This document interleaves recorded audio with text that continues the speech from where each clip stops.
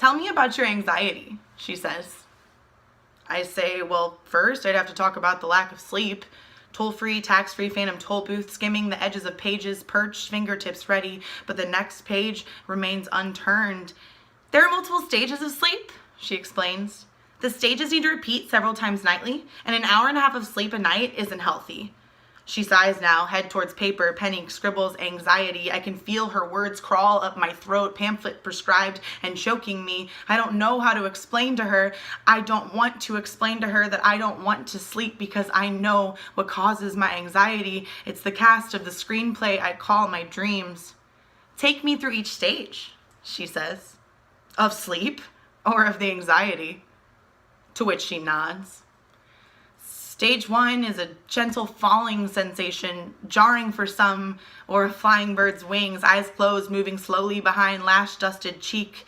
I can finally breathe. I've been at it all night again. I've been clenching my teeth. Stage 2, I'm packing my bags beneath my eyes. I can feel it stop, skin flushed, heat drops fast, heartbeat slows.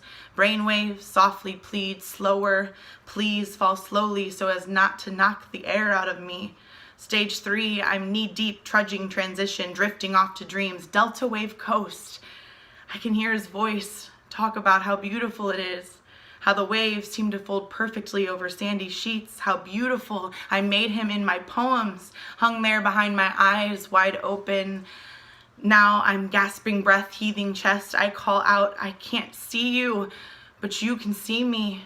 In his nightmares, a mere silhouette of my dreams. Stage 4, I fall deeper. I can feel him inside me, disorienting like his smile or the rhythm created in the movement of two bodies. And if you wake me up now, I'll miss seeing him in my dreams. Eyes cloudy, rain wet, clothes heavy, hanging off thunderstorm skin underneath the willow tree before we... Let's move to stage 5, she interrupts. That's when he tells me he loves me. Answers my spilled sentence mouth, shaky hands, tapping feet. REM sleep is very important and is as beneficial to your health as avoiding that stage of latency. She's talking about the one we talked about before he was around, either awake or asleep, but with my eyes closed. We are still somewhere in between, a memorial of remembering, a camera flash, us tangled in his sheets. When my eyelids finally close, it's mostly the weight and only partially me. It's mostly the seeing him and less the counting sheep. He is the ghost that haunts my dreams. Memories flicker through stages 1 through 3, hung in picture frames on chipped paint walls, pinned to plaster cracked houses with strong bones. He swore it had strong bones. His calcified promise to me. I told him my heart tends to fall quickly, or as some might say, leap. And he warned me he'd ruin my life, but whispered that I was the girl of his dreams, swore he'd been spending all his daydreaming days thinking of me.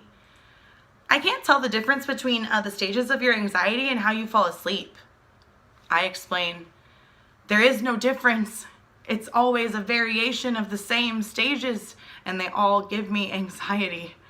Stage 1 is watching his heart sink heavy, weighing him down, buckling knees. Stage 2 is the melody of bones cracking against cold concrete. Stage 3 is my I love you to his don't wait for me.